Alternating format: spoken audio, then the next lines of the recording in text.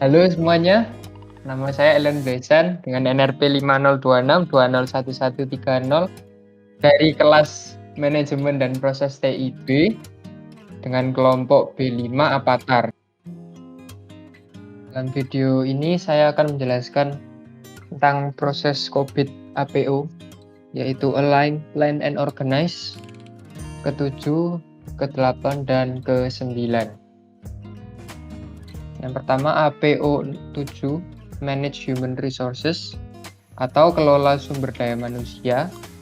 Dalam proses ini, kita perlu memberikan pendekatan terstruktur untuk memastikan penataan, penempatan, hak keputusan, keterampilan sumber daya manusia menjadi optimal.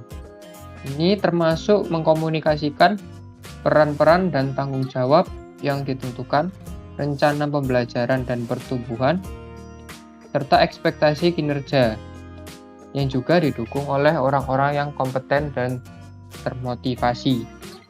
Pengoptimalan kemampuan sumber daya manusia ini gunanya untuk memenuhi tujuan perusahaan. Itu proses pada APO 7. Yang pertama APO 71, Maintain Adequate and Appropriate Staffing atau pertahankan karyawan yang cocok dan memadai. Di sini kita perlu mengevaluasi kebutuhan staf secara teratur pada perubahan besar pada perusahaan atau lingkungan operasional atau TI untuk memastikan bahwa perusahaan memiliki sumber daya manusia yang cukup untuk mendukung tujuan dan sasaran perusahaan. Staffing ini mencakup sumber daya internal dan eksternal. Lalu subproses kedua, APO 72, Identify Key IT Personnel, identifikasi personil kunci TI. Di sini seperti yang disebutkan, kita perlu mengidentifikasi karyawan-karyawan yang menjadi personil kunci TI sambil meminimalkan ketergantungan pada satu individu yang melakukan fungsi pekerjaan penting dengan cara melalui penangkapan pengetahuan atau dokumentasi, berbagi pengetahuan, perencanaan suksesi staf, dan pencadangan staf. Lalu subproses ketiga APO 73, Maintain the Skills and Competencies of Personnel. Pertahankan skill dan kompetensi dari karyawan. Ini kita perlu mendefinisikan dan mengelola keterampilan atau kompetensi yang dibutuhkan para karyawan. Dan secara teratur memverifikasi bahwa karyawan-karyawan memiliki kompetensi untuk memenuhi peran mereka berdasarkan pendidikan, pelatihan, dan atau pengalaman mereka, serta memverifikasi bahwa kompetensi ini tetap dipertahankan menggunakan program kualifikasi dan sertifikasi yang sesuai. Kita juga perlu memberi karyawan pembelajaran berkelanjutan dan peluang untuk mempertahankan pengetahuan tersebut atau keterampilan dan kompetensi mereka pada tingkat yang diperlukan untuk mencapai tujuan perusahaan. Lalu APO 74, Evaluate Employee Job Performance. Di sini kita perlu melakukan evaluasi kinerja pekerjaan oleh karyawan secara tepat waktu dan secara teratur terhadap tujuan individu yang berasal dari penurunan tujuan perusahaan, terhadap standar yang ditetapkan, tanggung jawab pekerjaan tertentu, dan kerangka keterampilan dan kompetensi. Karyawan harus menerima pembinaan tentang kinerja dan perilaku bila diperlukan. Kemudian APO 75, Plan and Track the Usage of IT and Business Human Resources, atau artinya rencanakan dan lacak penggunaan sumber daya manusia pada bidang TI dan bisnis. Di sini kita perlu memahami dan melacak permintaan saat ini atau masa depan, permintaan terhadap bisnis dan sumber daya manusia TI dengan tanggung jawab untuk TI perusahaan. Kita perlu identifikasi kekurangan dan berikan masukan ke dalam rencana pengadaan, proses perekrutan perusahaan dan TI, serta proses perekrutan bisnis dan TI. Kemudian APO 76, Manage Contract Staff atau kelola staf kontrak. Staf kontrak ini artinya konsultan atau personel kontrak yang berasal dari luar perusahaan yang dikontrak untuk mendukung perusahaan. Di sini kita perlu memastikan bahwa konsultan dan personel kontrak tersebut yang mendukung perusahaan dengan keterampilan TI mereka mengetahui dan mematuhi kebijakan organisasi, serta memenuhi persyaratan kontrak yang disepakati. Untuk memahami proses APO 7 lebih lanjut, dapat mengacu pada referensi framework ISO IEC 27002 atau SFIA. Selanjutnya ada proses APO 8, Manage Relationships atau kelola hubungan. Di sini kita perlu mengelola hubungan antara bisnis dan TI dengan cara yang formal dan transparan, yang berfokus pada pencapaian tujuan bersama, yaitu hasil perusahaan yang sukses dalam mendukung tujuan strategis dan dalam batasan anggaran dan toleransi risiko. Hubungan yang ada harus didasarkan pada rasa saling percaya, menggunakan istilah yang terbuka dan dapat dimengerti, serta bahasa yang sama dan kesediaan untuk mengambil kepemilikan dan akuntabilitas atas keputusan-keputusan penting.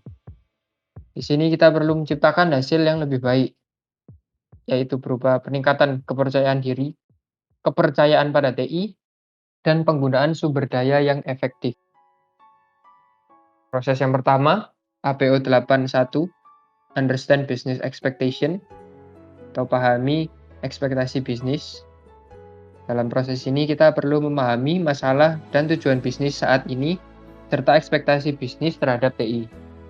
Pastikan bahwa persyaratan dipahami, dikelola, dan dikomunikasikan, serta statusnya disetujui. Proses kedua, APO 82, Identify Opportunities, Risk, and Constraints for IT to Enhance the Business. Di sini kita perlu mengidentifikasi peluang potensial bagi TI untuk menjadi pendorong peningkatan kinerja perusahaan. Proses ketiga, APO 83, Manage the Business Relationship, kelola hubungan bisnis. Di sini kita mengelola hubungan dengan pelanggan dan memastikan bahwa peran dan tanggung jawab hubungan ditentukan dan ditetapkan, serta memfasilitasi komunikasi. Proses keempat, APO 84, Coordinate and Communicate. Di sini kita perlu bekerja dengan stakeholder untuk mengkoordinasikan pengiriman layanan end-to-end dari layanan TI dan solusi yang disediakan untuk bisnis. Koordinasikan dan komunikasikan aktivitas perubahan dan transisi, kegiatan operasional, dan peran serta tanggung jawab. Proses yang kelima, APO 85, Provide Input to the Continual Improvement of Services. Di sini kita perlu terus meningkatkan dan mengembangkan layanan yang didukung TI dan penyampaian layanan ke perusahaan agar selaras dengan perubahan kebutuhan perusahaan dan teknologi. Untuk memahami proses APO 8 lebih lanjut, dapat melihat referensi ISO IEC 20000 serta ITIL versi 3 tahun 2011. Proses berikutnya APO 9, yaitu Manage Service Agreements atau kelola persetujuan layanan. Di sini kita perlu menyelaraskan layanan didukung TI dan tingkatannya dengan kebutuhan dan harapan perusahaan, termasuk identifikasi, spesifikasi, desain, penerbitan, perjanjian, dan pemantauan layanan TI, tingkat layanan, dan indikator kinerja. Pastikan bahwa layanan TI dan tingkat layanan memenuhi kebutuhan perusahaan saat ini dan masa mendatang.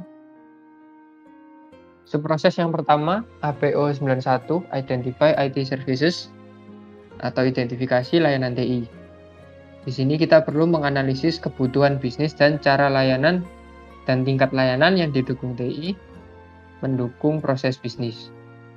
Diskusikan dan setujui layanan dan tingkat layanan potensial dengan bisnis dan bandingkan dengan portofolio layanan saat ini untuk mengidentifikasi layanan baru atau yang diubah atau adanya opsi tingkat layanan. Subproses kedua, APO 92, Catalog IT Enabled Services. Di sini kita perlu menetapkan dan mempertahankan satu atau lebih katalog layanan untuk kelompok sasaran yang relevan. Publikasikan dan pertahankan layanan aktif TI dalam katalog layanan. Proses ketiga, APO 93, Define and Prepare Service Agreements. Di sini kita perlu mendefinisikan dan menyiapkan perjanjian layanan berdasarkan pilihan opsi dalam katalog layanan, dan juga sertakan perjanjian operasional internal. Proses keempat, APU 94, monitor and report service levels. Di sini kita perlu memantau tingkat layanan dan melaporkan pencapaian serta identifikasi tren. Berikan informasi manajemen yang tepat untuk membantu kinerja manajemen. Proses kelima, APU 95, review service agreements and contracts. Lakukan tinjauan berkala terhadap perjanjian layanan dan revisi bila diperlukan. Untuk memahami proses APU 9 lebih lanjut, dapat melihat pada referensi framework ISO IEC 20000 dan ITIL versi 3 tahun 2011. Sekian dari saya tentang proses APU 7, 8, dan 9. Semoga bermanfaat.